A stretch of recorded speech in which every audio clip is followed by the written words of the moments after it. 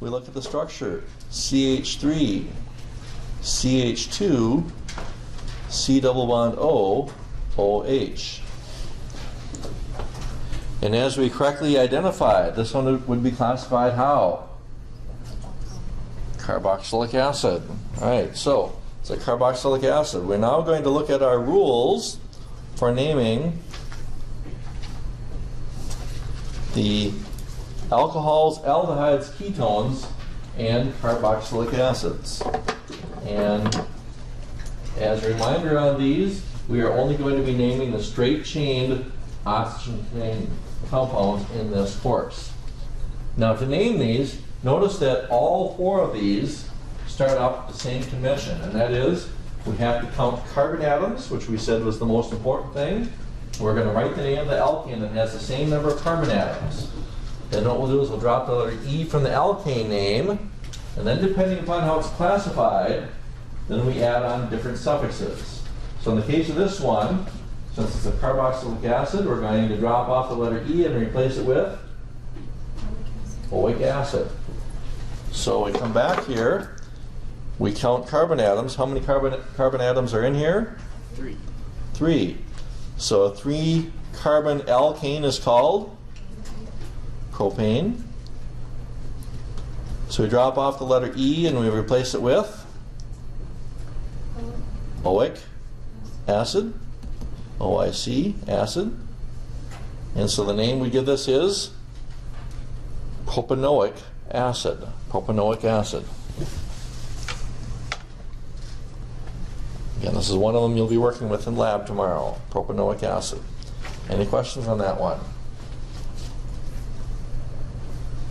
All right, next up, we have this one. We have CH3, CH2, OH. We correctly classified this one before as an alcohol. And what makes it an alcohol here is the OH.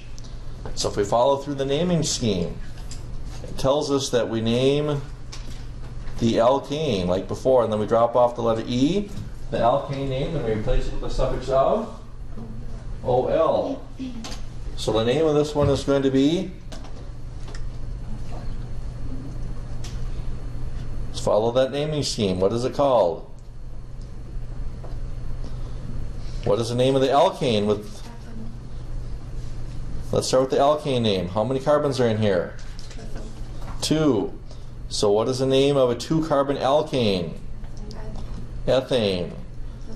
So it's going to be ethanol. We drop off the letter E, we replace it with the suffix of OL. This is ethanol. And where do we find ethanol? Gasoline. Long before it showed up in gasoline, we found it where? Alright, that's the alcohol we drink. It's the alcohol we drink. This is stuff found in beer, wine, whiskey, liquor, that type there. We find it in gasoline as well today. Alright, next up, we have this one. This is the one we had problems with classifying before. If we write out its formula though, we see CH3, CH2, then we have a CH and a CH3, and then we have an OH coming off of here. Because of the OH, we would classify this one here as an alcohol. This one here is an alcohol as well. So we follow our naming schemes. In our naming scheme, we count carbon atoms. How many carbon atoms are there? 4. Okay, so a 4-carbon alkane is called butane. We drop off the letter E, replace it with OL. So it's butanol. But we need one more according to our naming scheme here. What else do we need on this? We need, it says that the position of the hydroxy group is numbered if there are 3 or more carbon atoms. So what is the position of this hydroxyl group? 2. It's a 2. Because again, we count in the direction that gives us the lowest number. If we count from left to right, we get 1, 2, 3. If we count from right to left, we get 1, 2. So this is the number 2 position. We'd call it 2-butanol. Now, we always number it when there's 2 or more carbons because we could put it down here in this position. If we put it down in this position, how do we name it here? 1-butanol. This would be 1-butanol. And how about if we put this over on this side? 1-butanol. Put it right here. It's going to be 1-butanol as well. So what is the largest number we can have for butanol? 2. It'd be a 2. Because if we put it on this one, it's in the number 2 carbon. If we go back to where we started with it, which appeared to actually to be carbon atom number 3 if you look from left to right, you remember that all we need to do is turn it around and we see that it's number 2. So this here is 2-butanol. 2-butanol. Next up, we have this one. On this one here, we've got CH3, CH2, CH2, C double bond O, CH3.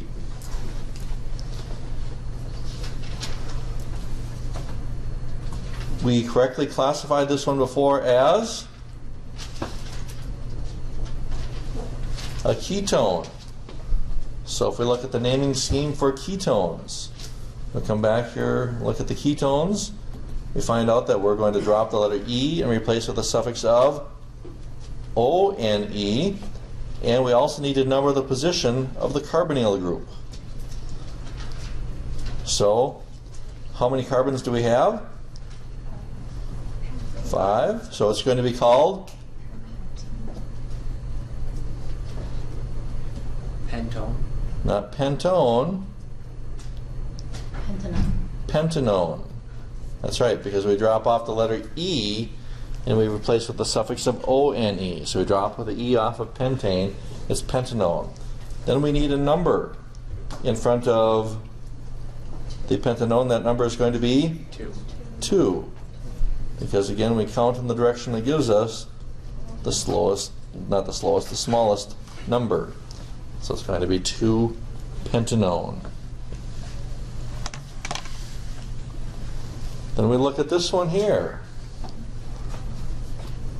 This one here now, we write out its structure. We have CH3, CH2, CH2, of a carbon double bonded to an oxygen and a hydrogen.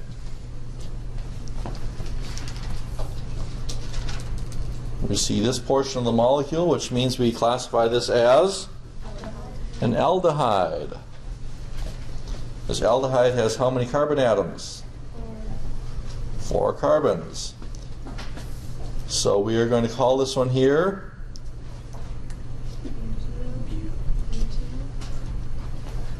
and we do need to be careful on pronunciation on this one. It is not butanol. Okay. It is butanal. It is butanal. That might be what some of you think of this class. Okay, but it's butanal, not butanol. And we see that it ends with the suffix of Al. So the suffixes here wind up determining the classification of these particular molecules. Now, another thing we should note is that some of these here have numbers in front of them, some of them don't. For example, if we go back to our naming schemes, we see that in the naming schemes, we need to include numbering for the alcohols when there's 3 or more carbons, and we also number the positions for the ketones. We do not need to provide any numbers for the carboxylic acids or the aldehydes. And why is it the carboxylic acids and aldehydes do not ever require numbers? So again, in this one here, in the carboxylic acids, and this one here, in the aldehydes, why do we never need a number? Because they always come at the end. always comes at the end. Our functional group, that is the distinguishing portion of the characteristic, distinguishing portion of the molecule, always comes at the number 1 carbon. So, because it's always at the number 1 carbon, we never need to note its position for either the carboxylic acids or for the aldehydes. We also didn't need it for the ethanol, because in the ethanol we had less than 3 carbons. And because we have less than 3 carbons here, it doesn't really matter if we put the OH on this end or we put it on this end here. There's only one way that we can arrange the hydroxyl group on it, and for that reason there's no number that goes on to the ethanol as well. Any questions on these?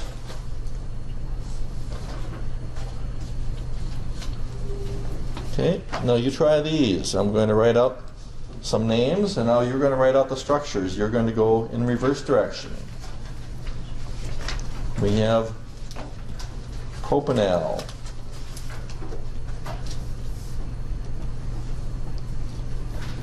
We'll have 1 hexanol,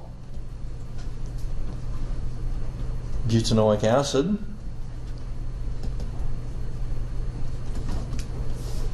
and then the last one here is going to be 3-octanone.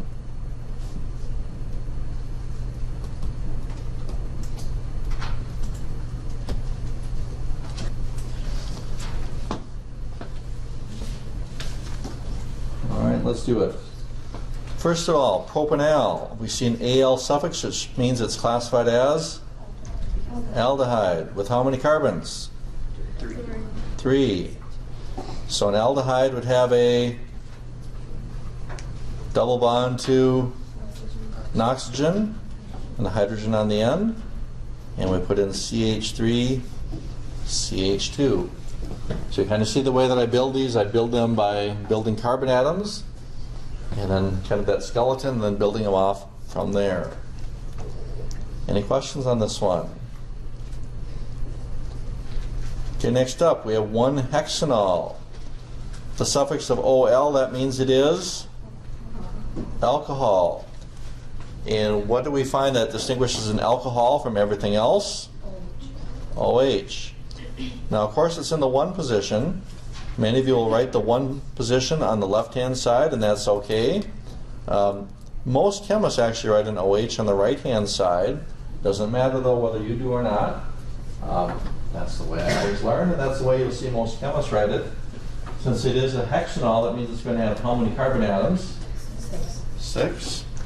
So we build backwards here. We got 1, 2, 3, 4, 5, 6. This one's going to be CH3, CH2, CH2, CH2, CH2, CH2, OH. And again, you could have, if you chose, to put the OH off of here. If you did, this is going to go from a CH3 to a CH2, and on the end here, this would be a CH3. However, I do usually write them, like I said, with my hydroxyl group out here on the right-hand side. Any questions on this one? Next, you have butanoic acid. Butanoic acid is going to have how many carbon atoms? 4. And the 4th carbon is going to be a carbon double bonded to an oxygen and OH. And then we have a CH2, CH2, and CH3. This would be butanoic acid. Finally, we have octanone. Octanone would have how many carbon atoms? 8 altogether. So we'd have 1, 2, 3, 4, 5, 6, 7, 8. And off of carbon atom number 3, we'd find double bond to an oxygen. Then we fill in hydrogen, CH3, CH2. This carbon here would have how many hydrogens? 0. And then we put in CH2, CH2, CH2, CH2, CH3. that little gap bugs you, slide them on over. We'll fill up the gap, and we've got our 3-octanone. So any questions on any of these? Okay, now let's say that we wanted to write line structures. We talked about line structures when we first came in here and discussed organic chemistry. So we talked about line structures. We talked about writing like in a chain of them, kind of a zigzag. So if we wrote a zigzag chain out here for the octanone, we put in something like this. 1, 2, well, we need to count. The end one counts. So we have 1, 2, 3, 4, 5, 6, 7, 8 is a way to write it. And then we should have a double bond to an oxygen coming off of carbon atom number 3. That would be one way to write it. If this was on mastering chemistry, when you drag them out, will actually show what we call the terminal carbons. The terminal carbons are the ones on the end. So in mastering chemistry, it will show them with the carbons on each of these sides. But to organic chemists, this here means the same thing. Sometimes when we write out what's called a condensed structural formula, we don't actually show the double bonds here, but rather we always know that carbon makes 4 bonds, oxygen always makes 2 bonds, hydrogen always makes 1. So sometimes we write this one out as CH3, CH2, then we write CO, then CH2, that's 4 of them. There's 5, 6, 7, 8. This here is being another way of writing the structure for 3-octanone. Now, sometimes when students see this, they mistake it for being an ether. Because you remember that ethers have that general formula of ROR. But what you need to remember is what we just went here before and saying carbon always makes 4 bonds, oxygen always makes 2 bonds, hydrogen always makes 1 bond. So if you see CO like this and there's no additional hydrogens coming out of this carbon, that's implying that there is a double bond that's being made to this oxygen even without it being written there. The line structure for the butanoic acid? Sure. We show it for the butanoic acid. It would look like this. Let's see, how many points altogether? 4. All right, so 1, 2, 3, 4. Nope, that's 5. That's 5. Well, that's good because we actually want 5 on here. Let's see. I want to write it. No, didn't quite leave me enough room. So OH. Yep, that's correct. And so we'd write it like this because we'd have 1 carbon, 2 carbons, 3 carbons, 4 carbons. And this one here now is not a carbon because it terminates with an OH. And that's yet another reason why probably while you're mastering chemistry terminates them by drawing something on the end. So your mastering chemistry would also put a CH3 on this end just to remind you that this is a carbon down here and this to remind you that this is an OH. So this would be 1, 2, 3, 4 carbons and an OH down there. Sometimes, again, if we write it as a condensed structural formula, the butanoic acid, and I realize we're running out of a little room here, but sometimes we'd write this as CH3, CH2, CH2, COOH. We want to write it all on one line, just reminding ourselves that carbon always makes 4 bonds, oxygen always makes 2 bonds, hydrogen always makes 1 bond. So if you see something written like this, this is telling you if we don't see any hydrogens attached to this carbon, then it must be implying a double bond to that oxygen. And many of my former students will say that that's called a coup. Okay? So you identify a carboxylic acid with a coup on the end. Okay, anybody else? All right, that takes us down to our last 2 categories of compounds. And if you look at your handout, let's just point out 2 more things here. First of all, we can make a note of this one right now for the esters. Esters we will not be covering in lecture. You will be responsible for it. The reason why we're not covering it in lecture is because your lab this week is all about esters. So you'll have an entire 2-hour lab devoted to esters. So even though we don't cover it in here, you're still responsible for it because it is covered, and that's the entire subject of your lab this week. What's also cool about this lab is esters are very fragrant compounds, and so most of our labs we identify things by watching what happens, or listening to what happens, or feeling what happens. This one here, we're going to tell what happens based on what we smell. Okay, and so we're going to be starting with compounds like butanoic acid, which many describe as being like stinky toes or dirty diapers. And we're going to be converting them into fruity smells. You're going to be making like a rum scent. You're going to be making wintergreen. You'll be making an apple scent, a banana scent. And so you're going to be making all these fragrant ones from really stinky stuff that you start with. So it's kind of a cool lab. So esters we do in the lab, and you will be responsible for them in here. Which then leaves us simply with the ethers, which we're going to do right now.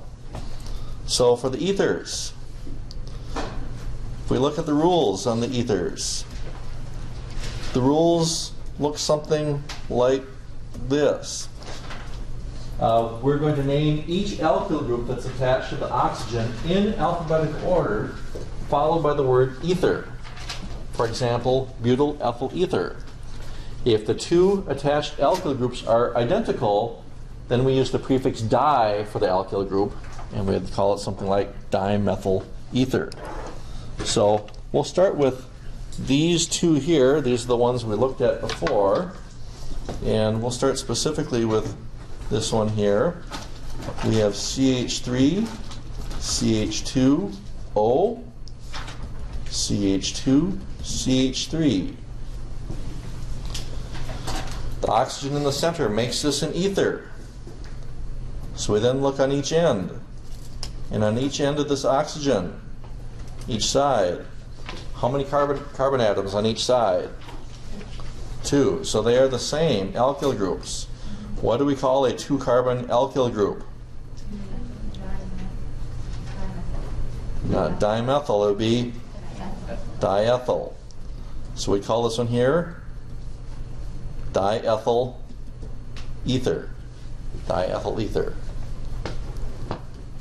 Say that fast 10 times. Diethyl ether. There is a space in here. There is a space in here between the OIC and the acid. Otherwise, every other organic compound that we looked at is written as a single word. Carboxylic acids have a space, ethers have a space, and as you learn in lab tomorrow, esters have a space in the name as well. We'll look at this one here. We write it out as CH3, O, CH2, CH3. The number of carbons in the group on the left is 1, and on the right we have 2. A 1-carbon alkyl group is called a methyl. This one here is called ethyl. So we go back to our rules, and it says we will need to name them alphabetically. So which one comes first? Ethyl. So we call this one ethyl methyl ether. Ethyl methyl ether.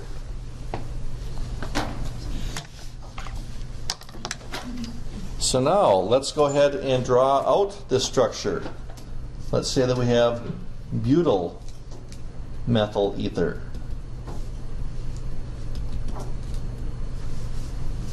So again, we'll draw out the structure for butyl methyl ether.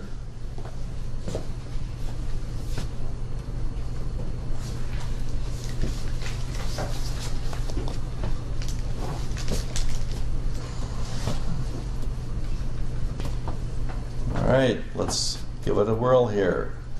Butyl methyl ether. In the center there's going to be an O. On one side there'd be how many carbons? 1. And on the other side there'd be 4. It doesn't matter which side you put the 1 and the 4 on. You could have swapped them, put the 4 on the left, the 1 on the right. How many hydrogens on this carbon? 3. This one here would have 2. This would have 2, 2, and 3. If that gap bothers you, we'll just slide that on over. There we have it. If you want to write this as a line structure, we could write it like this. I believe that's correct. Here's 1 carbon down here, and there's going to be 1, 2, 3, 4 carbons over here. This is on Mastering Chemistry. Mastering Chemistry would also include it, the terminal carbons written out like this. Most chemists, however, would not write the terminal carbons. They would simply leave it like this. But again, Mastering Chemistry is leaving these terminal carbons on there. And usually the one on the left-hand side, the hydrogens are written on the left. Any questions?